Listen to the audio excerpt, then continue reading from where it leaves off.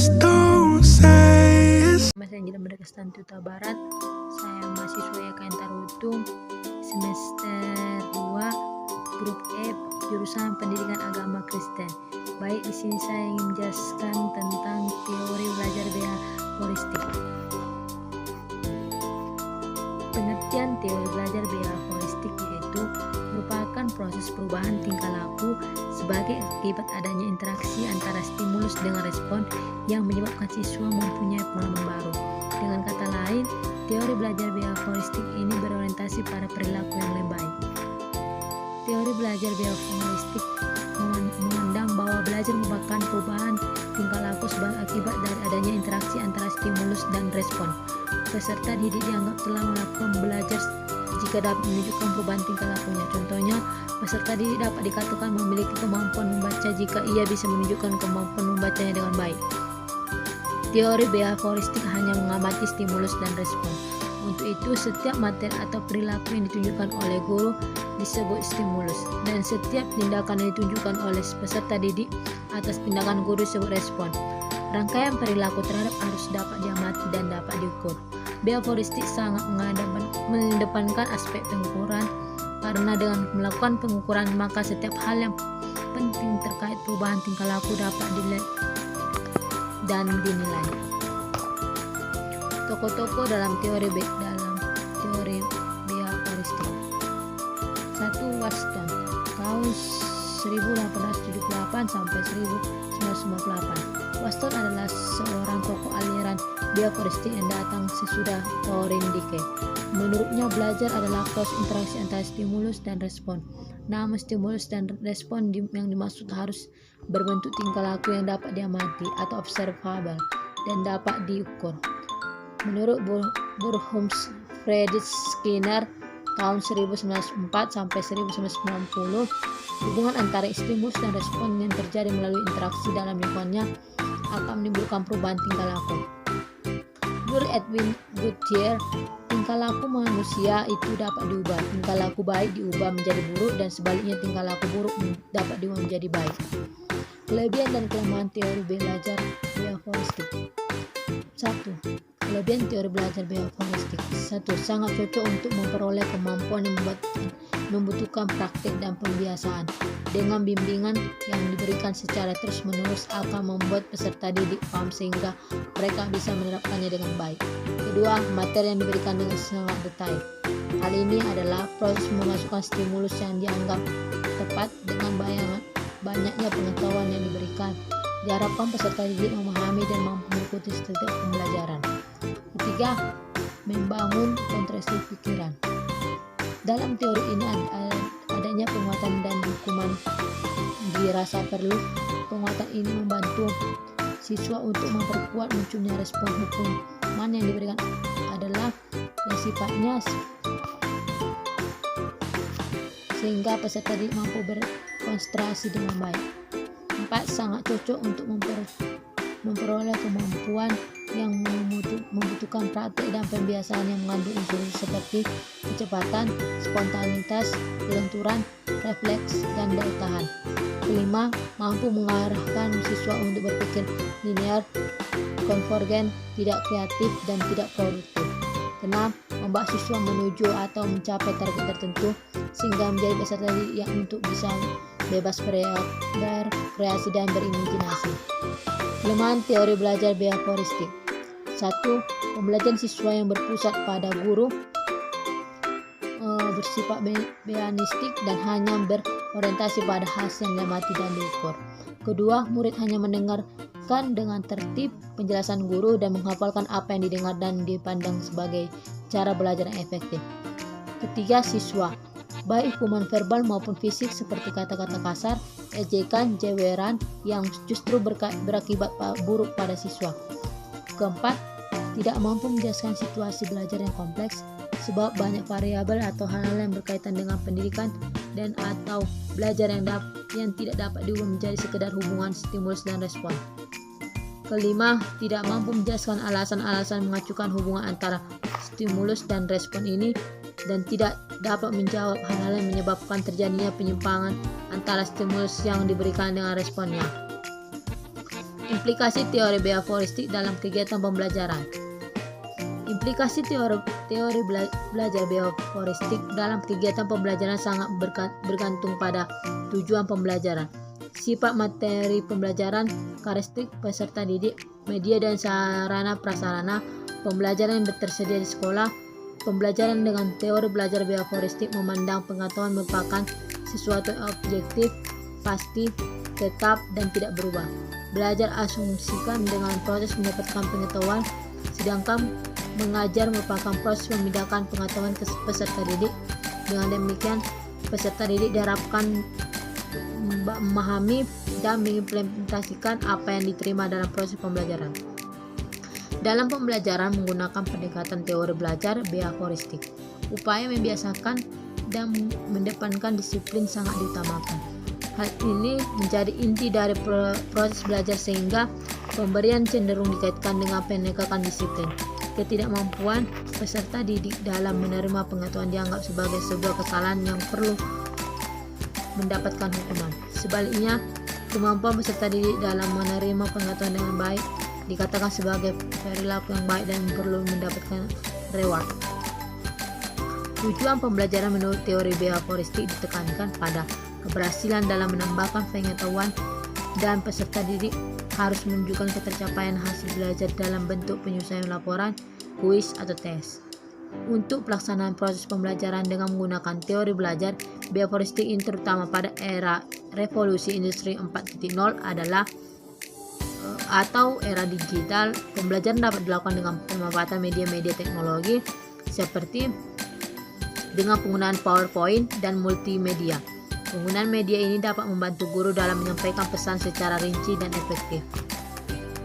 Kesimpulan, behavioristik merupakan salah satu aliran psikologi yang menyebabkan individu hanya dari sisi fenomena jasmania dan mengabaikan aspek-aspek mental. Dengan kata lain, behaviorisme yang tidak mengakui adanya kecerdasan, bakat, minat, dan perasaan individu dalam suatu belajar. Menurut teori ini, peristiwa belajar semata-mata melatih refleks sedemikian rupa sehingga menjadi kebiasaan yang dikuasai individu, refleksi yang bisa memberikan respon kepada peserta didik dalam proses pembelajaran. Aplikasi teori behavioristik dalam kegiatan pembelajaran tergantung dari beberapa hal seperti tujuan pembelajaran, sifat materi pembelajaran, karakteristik pelajar, media, dan fasilitas pembelajaran yang tersedia. Tujuan pembelajaran menurut teori behavioristik ditekankan pada penambahan pengetahuan, sedangkan belajar sebagai aktivitas mimes yang menuntut pembelajaran untuk mengungkapkan kembali pengetahuan yang sudah dipelajari dalam bentuk laporan, kuis, atau teks. Teori ini memiliki banyak kelebihan dan kekurangan. Setiap apa yang menjadi kelebihannya bisa menjadi motivasi untuk meraihkan belajar, dan kekurangannya kita renovasi agar bisa lebih baik lagi.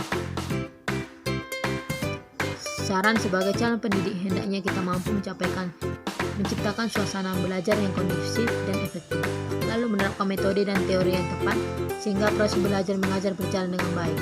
Oleh karena itu, sebagai calon pendidik atau guru, hendaknya kita mempelajari teori-teori pembelajaran yang ada agar kita mampu menemukan kecocokan dalam metode pengajaran tepat. Sekian hasil penjelasan saya. Jika ada kesalahan dalam tutur kata saya, mohon maafkan. Terima kasih. Perkenalkan, nama saya Angelia Meriksetanti Barat. Saya mahasiswa EKN Tarutu semester 2 jurusan Pendidikan Agama Kristen grup E.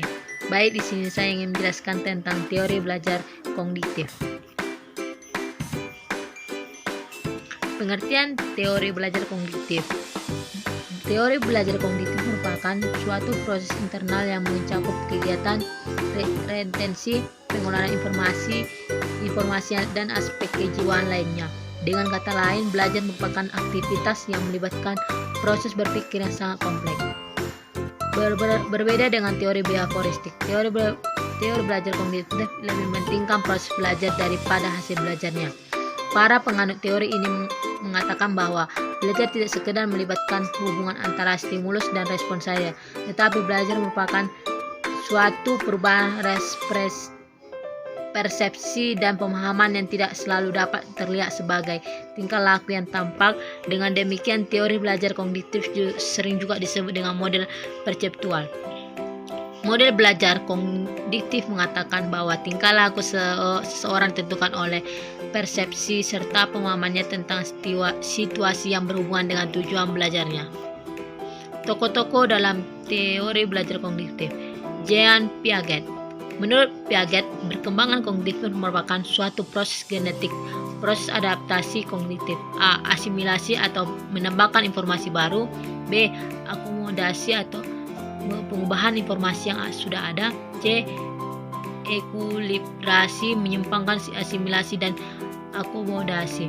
Dua arti belajar. Belajar dalam arti sempit, yaitu belajar yang hanya dapat menekankan peroleh informasi baru dan pertambahan.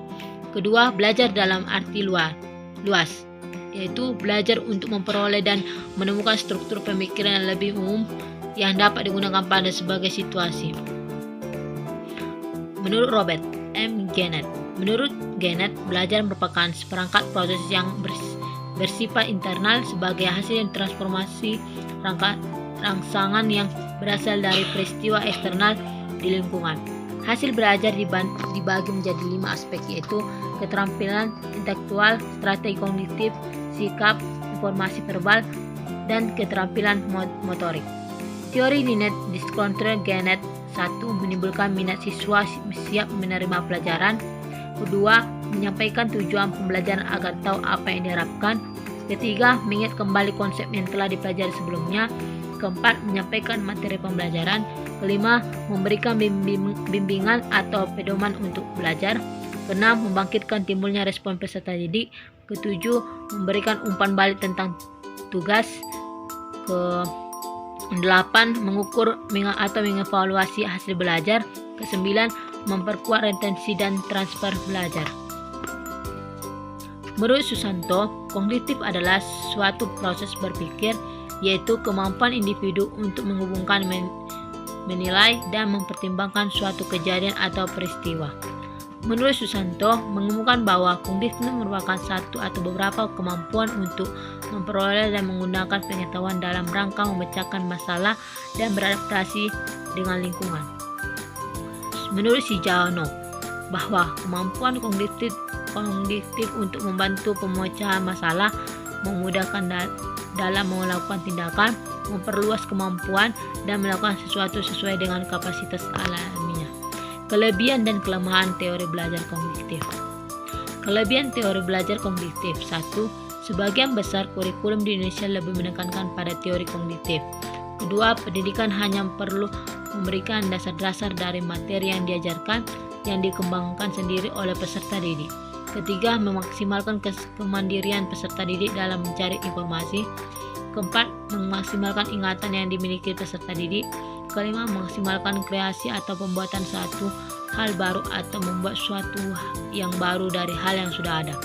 Keenam, teori kognitif ini dapat meningkatkan kemampuan siswa untuk memecahkan masalah.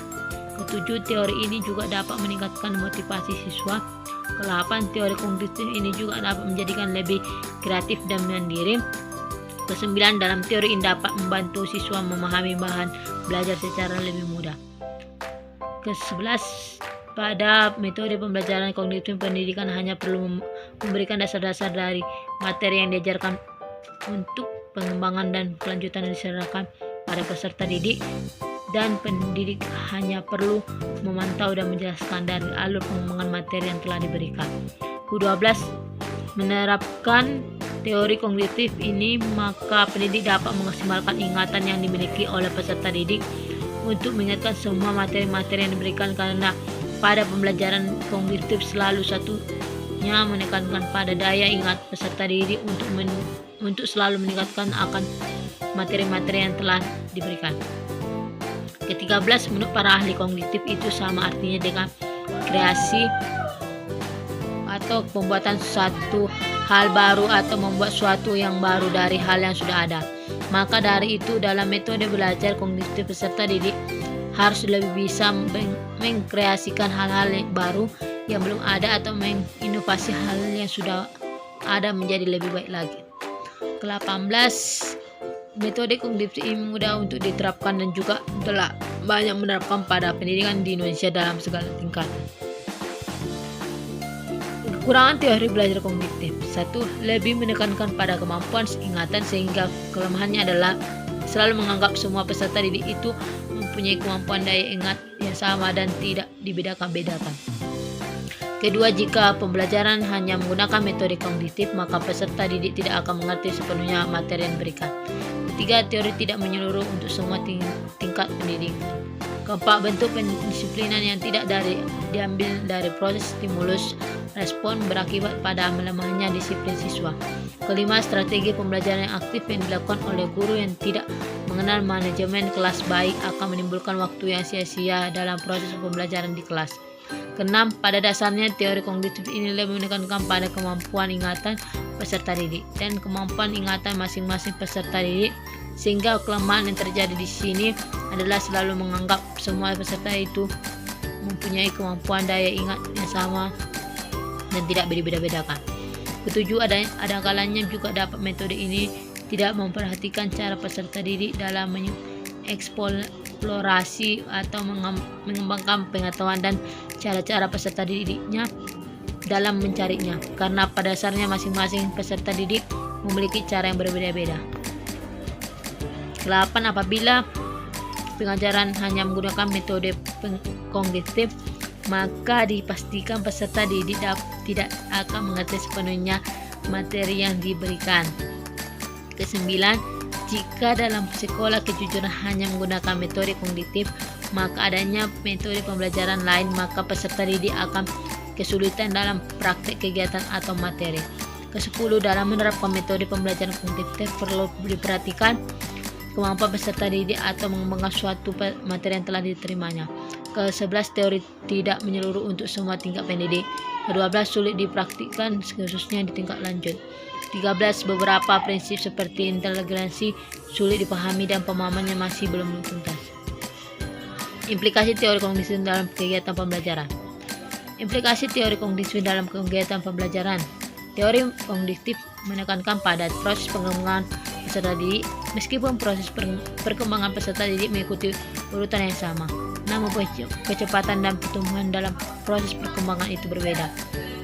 Dalam proses pembelajaran, perbedaan kecepatan perkembangan mempengaruhi kecepatan belajar peserta didik. Oleh sebab itu, interaksi dalam bentuk diskusi tidak dapat dihindarkan. Pertukaran gagasan menjadi tanda bagi perkembangan penalaran peserta didik. Implikasi teori kognitif dalam kegiatan pembelajaran perlu disadari bahwa penalaran bukanlah sesuatu yang dapat diajarkan secara langsung, namun perkembangannya dapat distimulasikan.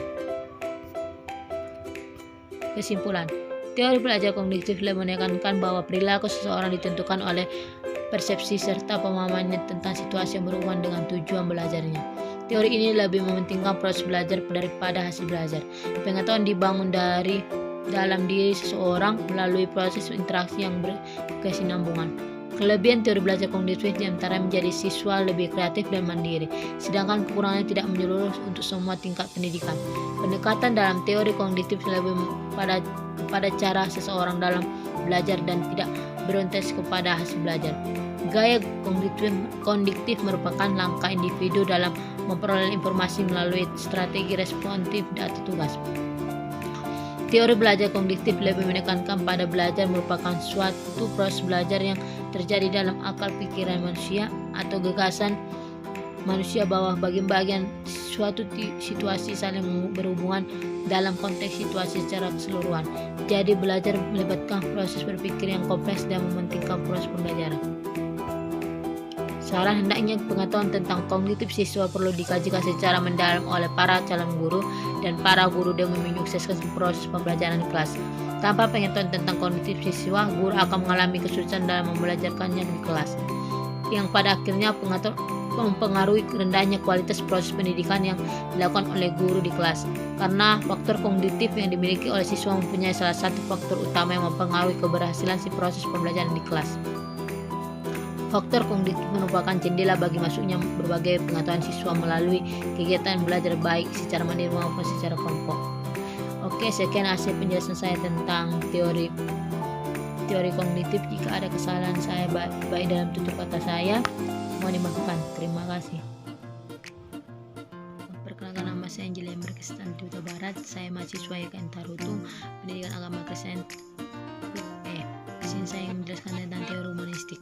Teori humanistik itu berasumsi bahwa teori belajar apapun baik dan dapat dimanfaatkan asal tujuannya untuk memanusiakan manusia mencapai pencapaian aktualisasi diri, pemahaman diri, serta realisasi diri orang belajar secara optimal.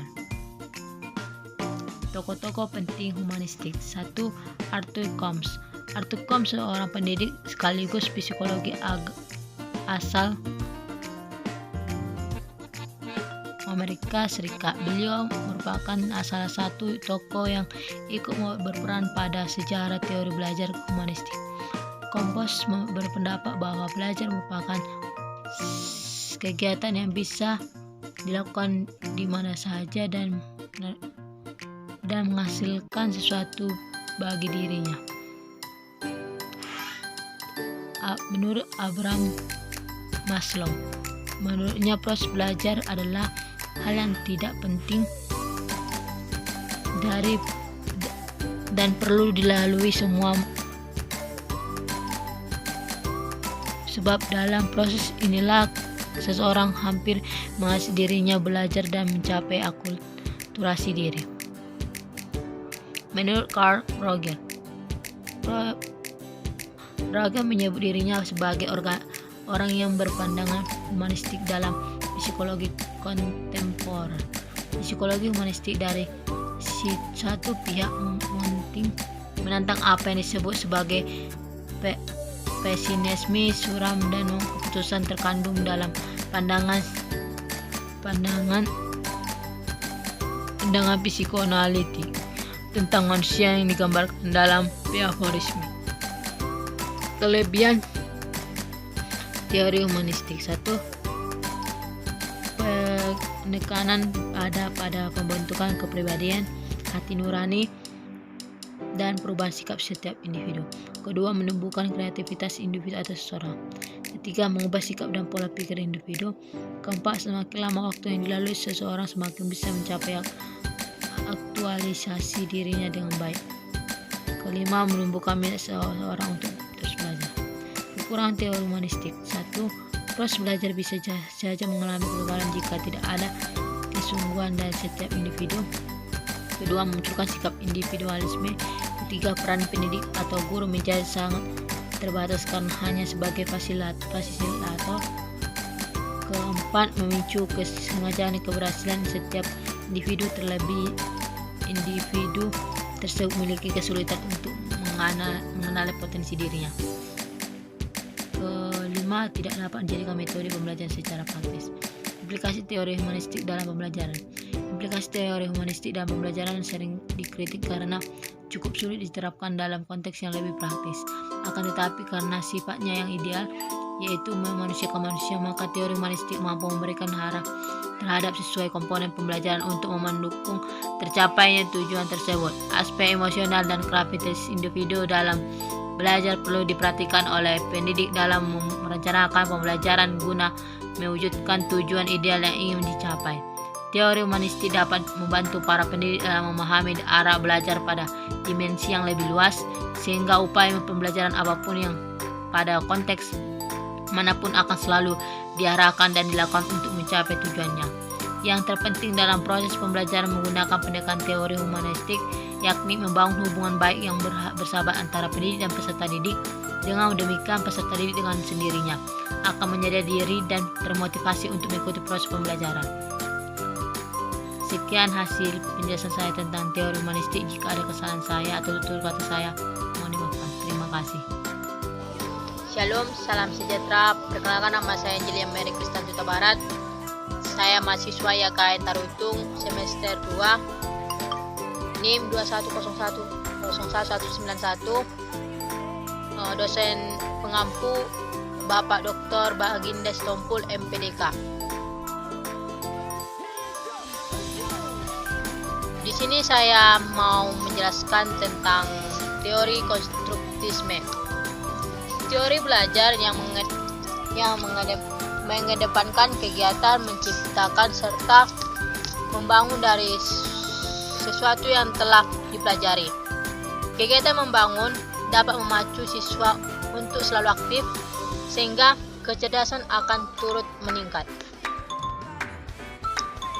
Menurut para ahli, Carli menyatakan bahwa konstruktisme adalah salah satu pandangan tentang proses pembelajaran yang memperoleh pengetahuan diawali dengan terjadinya konflik kognitif yang hanya dapat diatasi melalui pengetahuan diri dan pada akhir proses belajar.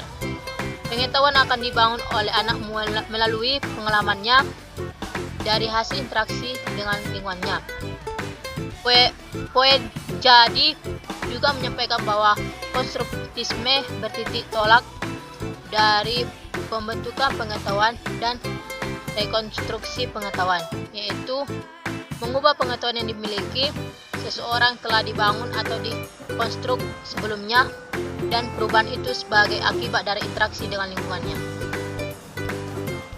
Proses pembelajaran konstruktisme. Proses pembelajaran yang menerapkan pendekatan konstruktisme melibatkan para siswa dalam mengamati dan menganalisis fenomena alam dan dunia nyata. Kemudian guru membantu siswa untuk menghasilkan abstraksi atau pemikiran-pemikiran tentang fenomena alam tersebut secara bersama-sama. Ciri-ciri pembelajaran konstruktisme. 1. Pengetahuan dibangun berdasarkan pengalaman. 2. Adanya kerjasama. 3. Menyenangkan dan tidak membosankan. 4. Siswa aktif dan sharing dengan temannya. Ada juga kelebihan teori belajar konstruktisme. 1. Melatih siswa supaya menjadi pribadi yang mandiri dan mampu memecahkan masalah. 2. Menciptakan kreativitas dalam belajar sehingga tercipta suasana kelas yang lebih nyaman dan kreatif.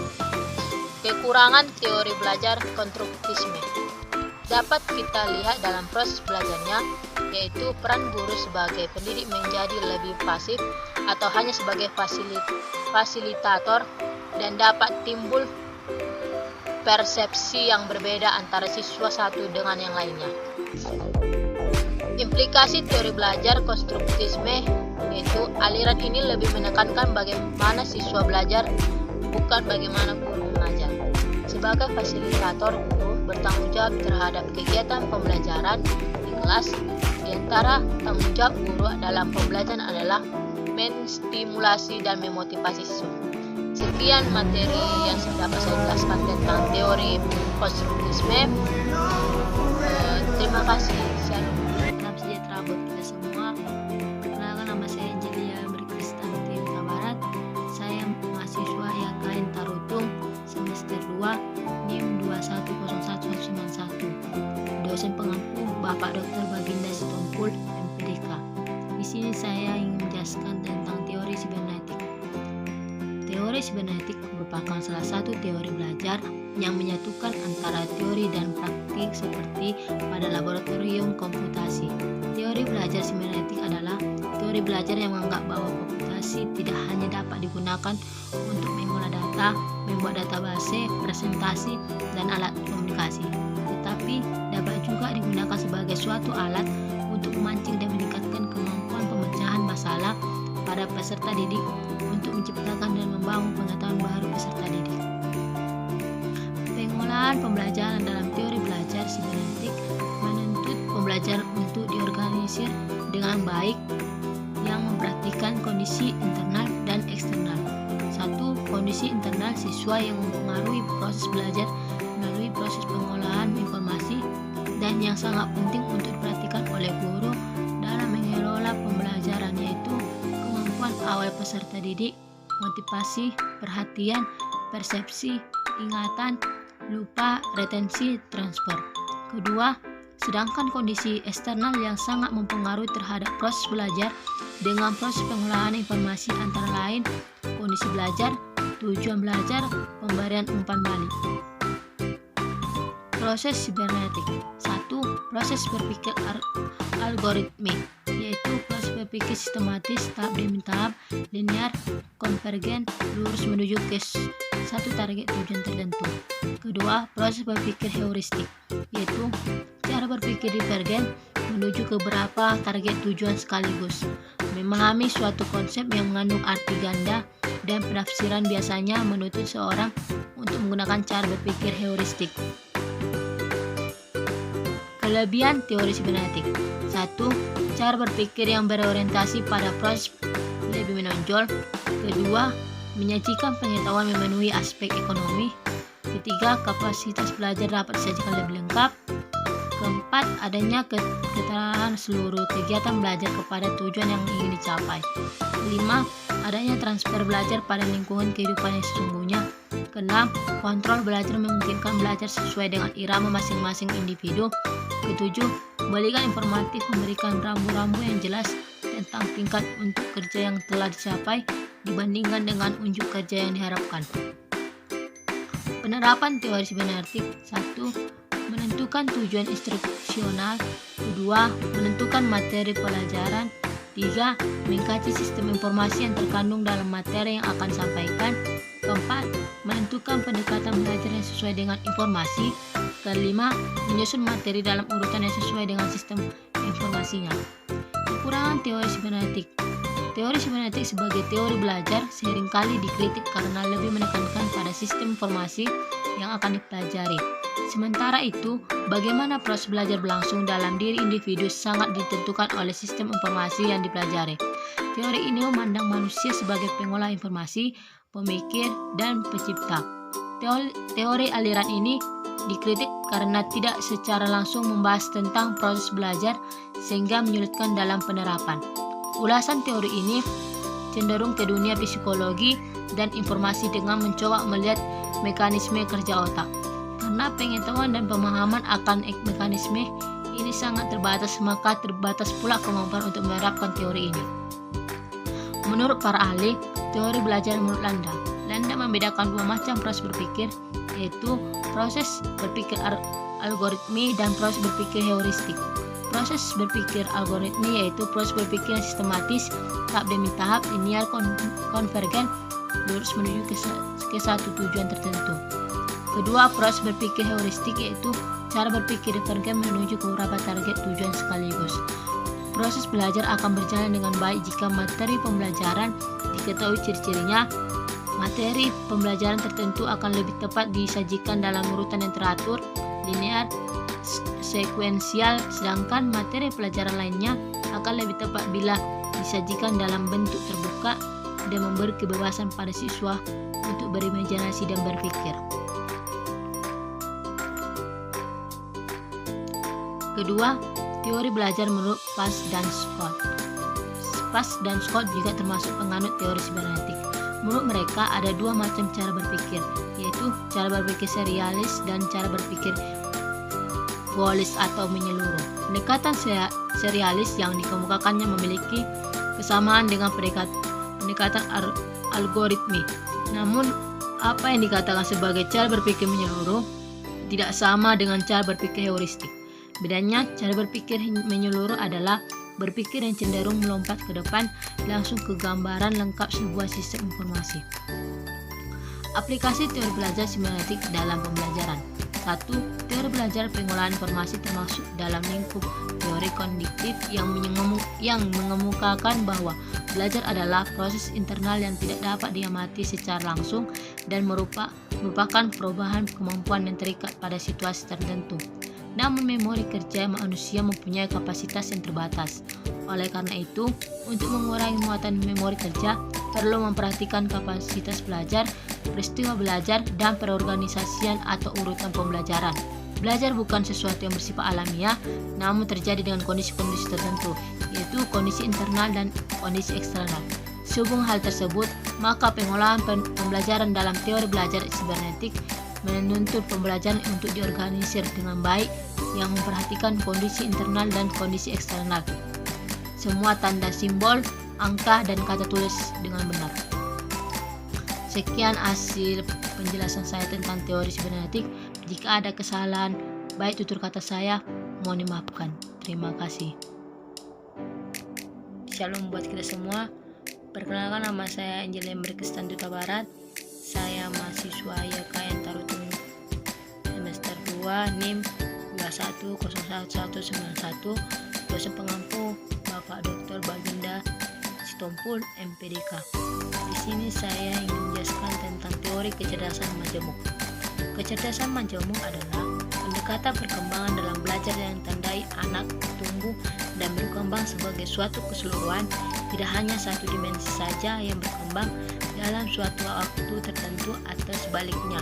Tidak semua dimensi memiliki kecepatan perkembangan yang sama.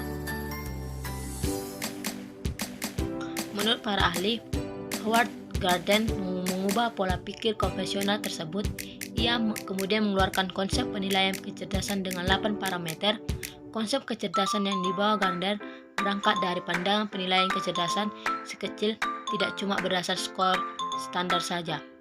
Menurut Thomas Armstrong menyebutkan bahwa tiap anak dilahirkan dengan membawa potensi yang memungkinkan mereka jadi cerdas. Konsep kecerdasan majemuk. 1. Jenis kemampuan tidak cukup untuk menyelesaikan berbagai persoalan manusia secara menyeluruh. Oleh sebab itu, kemampuan intelektual anak harus diperhatikan secara menyeluruh. 2. Setiap anak punya karakteristik kecerdasannya sendiri. Karena setiap anak harus memiliki perhatian dan pendampingannya sendiri-sendiri. 3. Setiap anak memiliki kebebasan cara belajarnya sesuai dengan kecerdasannya, termasuk juga kebebasan evaluasi hasil belajarnya. 4. Setiap lingkungan anak memiliki fasilitas untuk mengembangkan kecerdasan majemuk yang dimiliki tiap anak. 5. Penilaian kecerdasan anak harus kontekstual dan terkekang pada tes tertulis dengan standar formal. 6. Proses belajar anak tidak terbatas pada batas-batas tertentu. Macam-macam kecerdasan majemuk. 1. Kecerdasan verbal linguistik. Kecerdasan majemuk verbal linguistik adalah kecerdasan terkait dengan kemampuan memakai bahasa secara efektif. Kecerdasan ini ditandai dengan kecerdasan berbicara, bercerita, mengingat, mendapatkan informasi, dan kemampuan membaca. Kedua, kecerdasan logis matematis. Pengertian kecerdasan majemuk logis matematis adalah kecerdasan anak yang terkait dengan kemampuan analisis masalah secara logis, menemukan pola atau rumus, serta melakukan analisis. Ketiga, kecerdasan spasial visual. Pengertian kecerdasan majemuk spasial visual adalah kecerdasan imajinasi dan berbagai pola bentuk. Anak dengan kecerdasan ini mampu menganalisis area spasial secara akurat. Ciri khas utama kecerdasan ini adalah melakukan transformasi persepsi ruang secara visual ke dalam pikirannya. Keempat, kecerdasan kinestetik jasmani. Kecerdasan majemuk kinestetik jasmani sering juga dikenal sebagai kecerdasan gerak tubuh. Anak dengan kecerdasan kinestetik jasmani punya kecenderungan memiliki kemampuan kontrol dan koordinasi anggota tubuh di atas rata-rata. Kelima, kecerdasan musikal. Pengertian kecerdasan musikal berarti kemampuan berpikir atau mencerna musik, menyimak pola-pola nada, mengenalinya, dan memanipulasinya. Keenam, kecerdasan intrapersonal.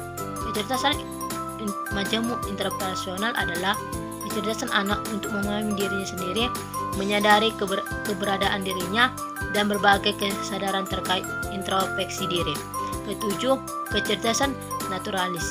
Pengertian kecerdasan naturalis adalah kemampuan si kecil mengenali dan memahami lingkungan alam. Contoh, kecerdasan naturalis adalah terkait mengkoleksi kupu-kupu atau merawat tumbuhan. Ciri-ciri majemuk kecerdasan. 1. Kepekaan terhadap bahasa dan kata-kata. 2. Kepekaan anak terhadap pola abstrak dan pola matematika. Ketiga, kepekaan terhadap kondisi dan situasi ruang dan spasial tertentu. Keempat, menjalankan berbagai aktivitas fisik yang berorientasi mengolah tubuh.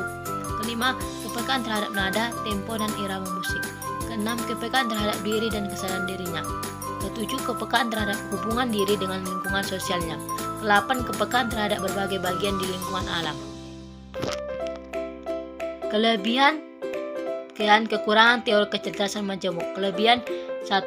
Pembelajaran dapat lebih fokus terhadap suatu kecenderungan kecerdasan dan punya hasil yang optimal.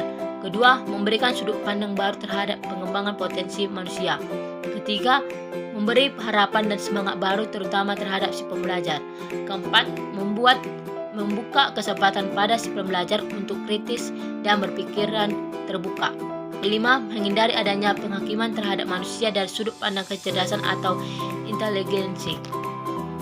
Kekurangan 1. Memiliki kontroversi terutama dalam pandangan ahli psikologi tradisional, antara lain mencampur adukan pengertian kecerdasan, keterampilan, dan bakat. Kedua, bersifat personal atau individual, sehingga teori ini lebih efektif digunakan untuk mengembangkan pembelajaran orang per orang daripada mengembangkan pelajaran massa atau klasikal. 3. Membutuhkan fasilitas yang lengkap sehingga membutuhkan biaya besar untuk operasional klasikal atau massal.